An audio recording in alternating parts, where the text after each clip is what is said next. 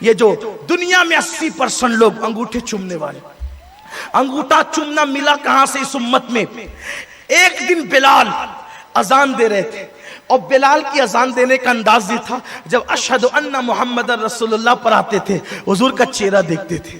اکثر ایسا ہوتا کہ اذان کے وقت صحابہ کرام حضور کے پاس ہوتے، کبھی حضور ایسا بھی ہوتا کہ اپنے گھر میں ہوتے اور پردہ ہٹا کر حضور یوں سر جو ہے وہ مسجد کی طرف نکالتے۔ کیا ادائیں تھی نا وہ، تیری سیرت تیری صورت زمانے سے نرالی، تیری ہر ادا پیارے دلیلیں، یوں کبھی نکال دیتے کبھی بیٹھے ہوتے۔ اس دن بیٹھے ہوئے تھے، جیسے بلال نے کہا اشہد ان محمد رسول اللہ، صدیق اکبر نے انگوٹھے چومے اور آنکھوں سے لگائے۔ جیسے ہی انہوں نے انگوٹھے چوم کے آنکھوں سے لگائے، حضور نے مسکرا دی۔ میرا ایمان کہتا ہے آج بھی کوئی عشق میں انگوٹھا چوم کر کے آنکھوں سے لگائے، حضور آج بھی مسکراتے ہیں۔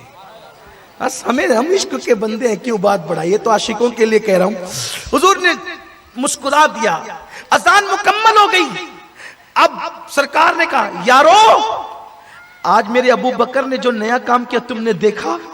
جی دیکھا یا رسول اللہ۔ سرکار فرماتے ہیں اذان میں میرا نام سن کر جو ایسا کرے گا اس کو میں شفاعت کر کے اپنے ساتھ جنت میں لے کر کے بہت سی حدیثیں اس پر آئی ہے، کچھ حدیثوں پہ ضعف کا حکم ہے، حدیث ضعیف ہوتی ہے لیکن فضائل اعمال میں مقبول ہوتی ہے۔ مولانا قاسم نانوتوی صاحب ایک مرتبہ حدیث کا درس دے رہے تھے، دارالعلوم دیوبند کے بانی مولانا قاسم نانوتوی صاحب جو وہ حدیث کا درس دے رہے تھے۔ حدیث کا درس دیتے دیتے آپ نے فرمایا کہ بچوں رسول اللہ کو گلاب کا پھول بہت پسند تھا، تو چونکہ کبھی ایسا ہوتا ہے کہ جو سکھاؤ تو وہ واپس بھی ملتے ہیں نا، پھینکی ہوئی گیند واپس ہی آتی ہے۔ تو جو بچے شاگرد بیٹھے ہوئے تھے تو مولانا کو انہوں نے کہا کہ حضرت یہ حدیث تو ضعیف ہے۔ تو مولانا نے کہا حدیث ضعیف ہے لیکن ہے تو حدیث ہی نا، ضعیف ہے لیکن ہے تو حدیث ہی نا۔ بھئی حدیث کا تو ان کا ضعیف ہے لیکن ہے تو حدیث نا۔ تو حدیث ضعیف جو ہوتی ہے وہ حدیث کی صف سے خارج نہیں ہوتی، اس سے مسائل کا استنباط نہیں ہو سکتا، اس پر عقیدوں کی بنیادیں نہیں رکھی جا سکتی۔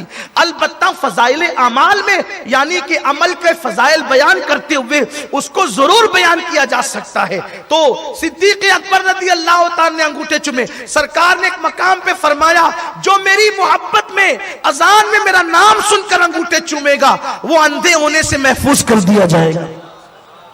تو اس یہ سنت صدیقی 1450 سال ہو گئے آج تک زندہ ہے۔ اللہ تعالیٰ توفیق دے۔